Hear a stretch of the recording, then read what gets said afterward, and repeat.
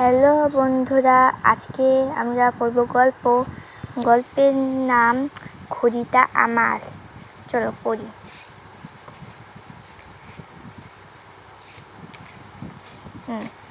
পড়া শুরু করা যাক। প্রথমে আছে টিপু ভাইয়া, দেখো দেখো কি যেন উড়ে আসছে। হ্যাঁ তাই তো, আরে এটা তো ঘড়ি। টিনা দৌড়ে গিয়ে ঘড়িটা ধরে, তারপর মজা করে ঘুড়ি ওড়াতে থাকে। একটু পরেই ও পাড়ার অভি দৌড়ে আসে, বলে এই ঘড়িটা আমার, আমাদের মাঠে উড়াচ্ছিলাম। সুতা কেটে ঘড়িটা এদিকে এসে পড়েছে। টিনা মন খারাপ করে বলে, না না, এই ঘড়িটা আমার, এটা আমি কুড়িয়ে পেয়েছি। অভি কেঁদে ফেলে। টিপু অভিকে সান্ত্বনা দেয়।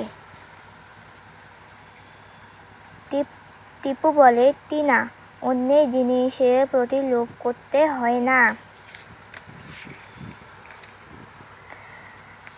নতুন ঘড়ি বানিয়ে দুজনে, আরে দুঃখিত, এখানে আমি একটু বেশি পাতা নিয়ে ফেলেছি, অভির ঘড়িটা দিয়ে দেয়।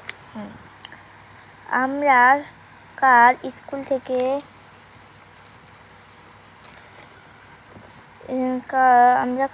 থেকে বাড়ি ফেরার সময় রঙিন কাগজ, নাটাই আর সুতা কিনে আনব।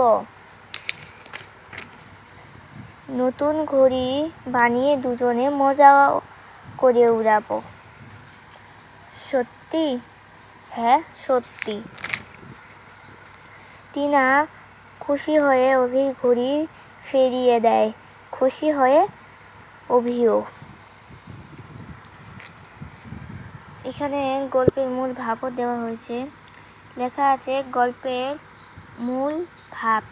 এই গল্পের মূল বিষয় হলো মিলেমিশে থাকা, ভ্রাতৃত্ববোধ এবং অন্যের জিনিসের প্রতি লোভ না করা।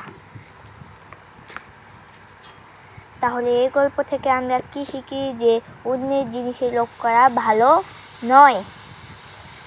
দুঃখিত, আমার এই ভিডিওটি বানাতে একটু সমস্যা হয়েছে, তোমরা একটু কোনো রকম করে ম্যানেজ করে নিও। তাহলে আবার দেখা হবে পরের ভিডিওতে। টাটা, বাই বাই, আবার দেখা হবে। আর কেমন লাগলো এই ভিডিওটা অবশ্যই কমেন্টে জানাতে ভুলবেন না।